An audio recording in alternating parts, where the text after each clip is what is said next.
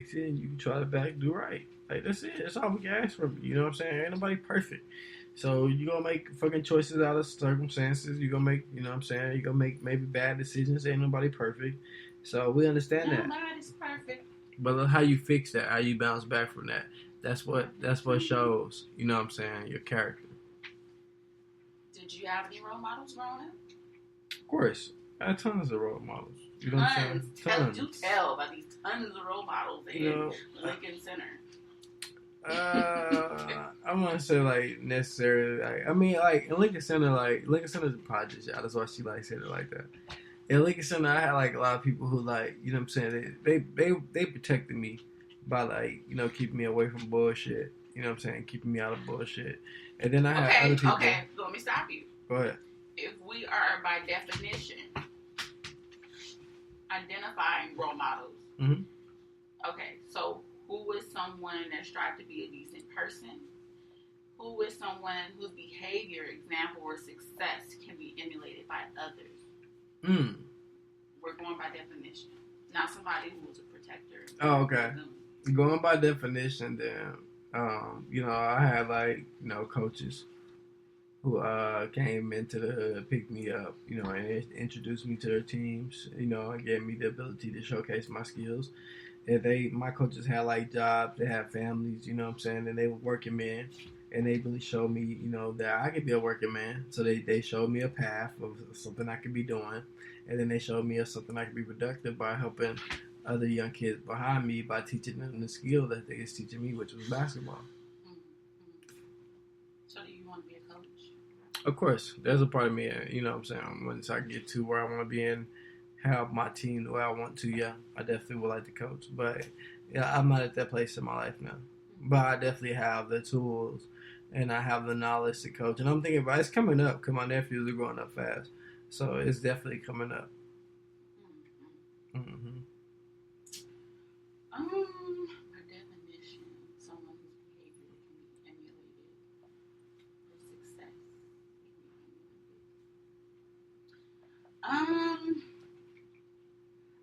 My dad was a role model to me. He was a hustler. My dad was a cosmetologist growing up, and he sold jewelry on the side. So my dad would go to. I lived in San Bernardino, so my dad would go to LA, buy jewelry, bring it back to San Bernardino, sell it. So when he wasn't doing hair behind the chair, he was always making money by selling jewelry. It wasn't real, but so. You get that money. Getting that money. And he had his own, shop situation. I just looked up to him because he always, had a means of like making shit happen, and he was like a fly guy. He was a good dad. He still is. I really looked up to him. I just wish, like growing up, and in retrospect, like I just wish, like my family, like on my dad's side, and my aunts, they were nurses. They worked in hospitals. They bought homes. They sold homes. They were homeowners, didn't believe in like car notes. I just wish that they would have shared their knowledge with us a little bit more instead of making it like a hush, like we don't talk about money. We don't talk like, yeah, I bought this home, but like, I'm not going to tell you that home ownership is important. It's just like, that to me is still like a mystery. Like, why weren't you guys sharing these jewels y'all had? Dropping these gang. Like, y'all gang. That, to me, is fucked up. Like, I could have avoided a whole, whole years of situations of renting when if I knew how, the ropes of how to buy a home. No, you're right. Like, shit like that is just like, it's weird to me. And then they look back like, well, you need, like, what the fuck, who showed me? Because my parents didn't own shit. Right. But, in life, like, that's what I tell everybody, man. I feel like a bought lesson is the best lesson because you pay for that motherfucker. Just don't keep learning it. Don't keep hitting your head. You know what I'm saying? Absolutely. And that's why I'm so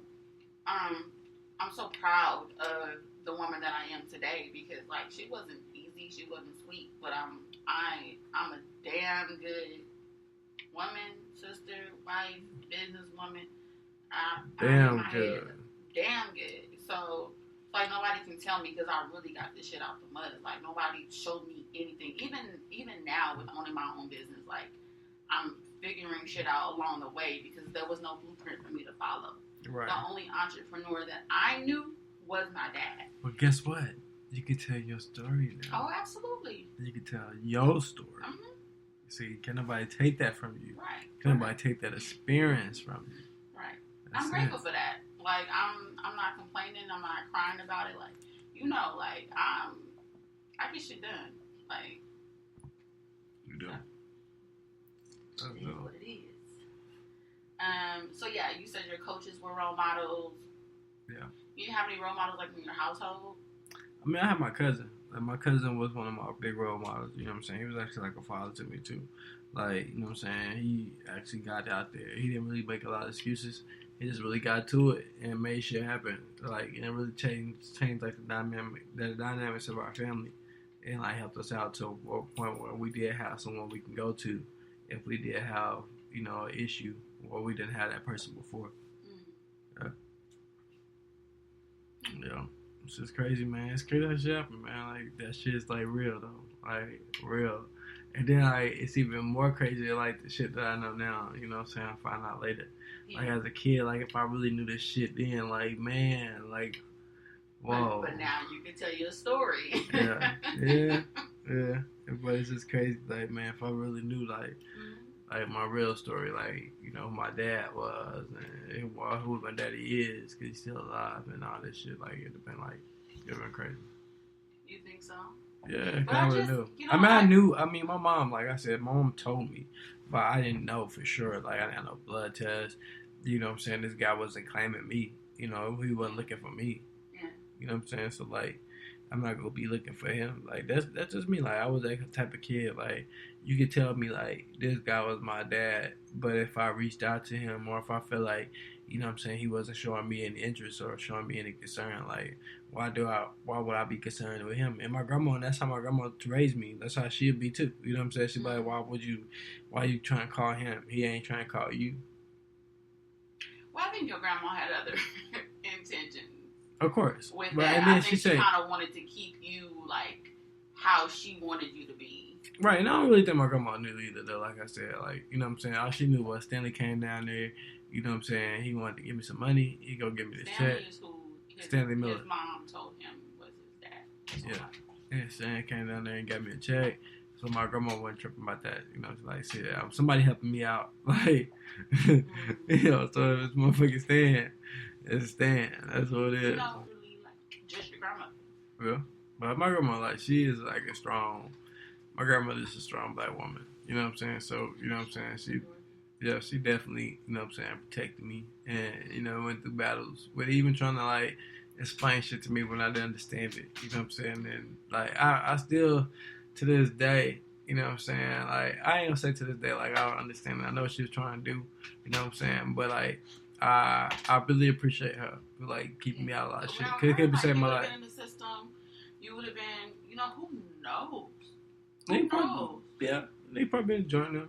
You know? Yeah, a lot of my friends, a lot of my cousins, like, they locked up. They got locked up in prison, like, straight up. I just get teary-eyed. It's just like, damn, like, that was God. Like, you guys, like, that right there is like, this shows you, like, your purpose. Yeah. It's so big because look at your story. We talk about my story, but look at your story. Yeah, it should be crazy sometimes, like a movie. Yo, I'm going to make a movie one day, or a Lifetime movie. I said Lifetime. Well, I'll put this on Netflix. So, I'll throw it on Netflix. So, do you think that you would have turned out different if you had your dad, if you had, like, that direct male role model? Man. Your brother is, like, a successful attorney. Yeah, I think I probably would have turned out a lot different. Like, to be honest with you, like, the way I am, like, I probably would have, like, either, like, followed behind, like, my dad, or I would have followed behind my brother. Because, like, they already know the ropes, you know what I'm saying? So it would have been easy for me just to, like, follow behind them. Like I would have either been a lawyer, or I would have got into, like, you know what I'm saying, law enforcement. And I almost did get law enforcement anyway. I almost got into that shit until they told me I had to be a cop. I didn't want to be no fucking cop. You wanted to go straight to being a detective? Yep, I want to go straight to being a detective. Yep, straight to being a detective. I want to help people. Like that's why I always knew I wanted to help people. Like that's what I want to do. I don't want to cause nobody a problem, put nobody over. If a motherfucker over here terrorizing some neighborhood or terrorizing a certain side of town or terrorizing the city, I want to go fix that shit and solve that shit and get his ass off the street. Right. Yeah. I think the role, like I have 3 sisters, shout out to them, but I never wanted to be like the women. The only woman I wanted to be like was my Harriet. And I've told this story before, and it was because every time I went over her house, it was just immaculate. Like it was just clean, and nice, and everything had its place. So like I knew that when I had my home, like everything was gonna have its place. I just loved how that felt. Like you could pop up at her house like on a random Wednesday afternoon, and like everything is still in place. Her bathroom is like extremely clean. Like I love it. But I didn't have like role like my cousin. I have a lot of female cousins, sisters. I didn't look up to the women. I didn't consider them to be role models. I didn't want to be like them because they were like hoes. Or like baby daddies, a lot of kids struggling on welfare, still trying to figure it out. Like I wanted to be like I said, my dad, and like I had guy cousins that were in the streets and like gangbanging or hustlers, and they had cars and jewelry. Like I like that. So like it had the opposite effect on me. Like I think that's partially why I was a real tomboy, because I like looked at men, that had success in my family that had success versus like the women, because I didn't see that. Like having the kids is not, to me, growing up, and having a baby is like is a sign of struggle. That's crazy. Because you don't have it figured out. You're 15, so like that shit was not cool to me. Like, young baby mamas. That was never something I wanted to be like. I never wanted to, 16 and pregnant. Sleep with a lot of men. Like I never found value in like niggas trying to holler at me. Like that shit it didn't mean nothing, man. Like that shit don't move me. So I think I'm just unique in that way. No, you are. My baby says she's unique in that way. So needless to say, like your parents were they not role models? Not what I'm saying, not internally. Externally, my pops, he was, but I didn't even really know he was my pops. But, like, just looking back on everything, like, yeah, thinking about it, like, with knowing that, yeah, but my mom, nah, my mom didn't do anything, like, role model worth, like, like, like, that shit crazy, like, so somebody even feel like that to say that. But like my mom just, she thinks like life is a game. Like, it's just like almost like whatever with her. I think in terms of like my parents, my mom and my dad, their strength that they had like to overcome. Like my daddy's from Watts. Like he was, there during the Watts riots. Like, South Central LA. Like my mom's from San Bernardino. Fell victim to crack early. So I think that, my parents, as far as like they strength to like overcome and still be here, like I admire that, because a lot of people like didn't make it out, either dead, in jail, just not in their right mind. So I admire that about them, the strength to overcome. Right. Still function, be productive. Be productive. Figure it out, get a crazy check. Yeah, like let's get paid for that shit. That's the key, if I'm crazy, let me figure out how to get paid for it. Yeah. So, last question. What do you think about, like, kids looking to find a role model on social media? Like, is it dangerous? Is it, something that they should be doing? Man. Something that's just natural? Because kids are on social media. Right. And do you think that it's the